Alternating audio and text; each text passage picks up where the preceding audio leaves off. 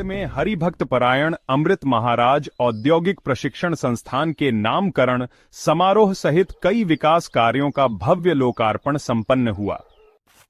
इस अवसर पर शासकीय औद्योगिक प्रशिक्षण संस्थान नरखेड़ और नरखेड़ तहसील कार्यालय की नई इमारत का उद्घाटन किया गया।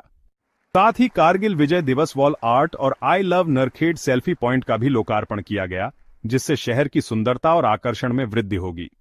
इस महत्वपूर्ण कार्यक्रम में भाजपा प्रदेश अध्यक्ष एवं महाराष्ट्र राज्य के राजस्व मंत्री नागपुर और अमरावती जिले के पालक मंत्री चंद्रशेखर बावनकुले तथा कटोल नरखेड़ विधानसभा क्षेत्र के लोकप्रिय विधायक चरण सिंह ठाकुर साहेब विशेष रूप से उपस्थित रहे। इस अवसर पर नरखेड़ के विकास में महत्वपूर्ण योगदान देने के लिए चंद्रशेखर बावनकुले और चरण सिंह ठाकुर साहेब का भव्य नागरिक सत्कार किया गया। उपस्थित नागरिकों ने अपने नेताओं का जोरदार स्वागत किया और उनके नेतृत्व में नरखेड़ के तेजी से विकास की उम्मीद जताई।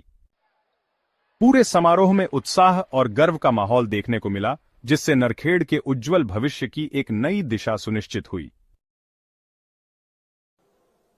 खरं तर 14 ते 19 मी पालकमंत्री होतो। आपण अनेक कामं केले, पण आता मी तुम्हाला सांगतो, आता आपला आमदार आहे, मी पालकमंत्री आहे, देवेंद्र फडणवीसचं सरकार आहे, नितीन गडकरी साहेब आहे, आणि त्यामुळं लवकरच आपण पूर्ण सरकारची योजना या नरखेड काटोल, आणि माझा दावा आहे पुढच्या 5 वर्षात चरणसिंग ठाकूर ज्या पद्धतीने काम करणार आहे, मी मदत करणार आहे, देवेंद्र फडणवीसजी मदत करणार आहे, गडकरी साहेब मदत करणार आहे।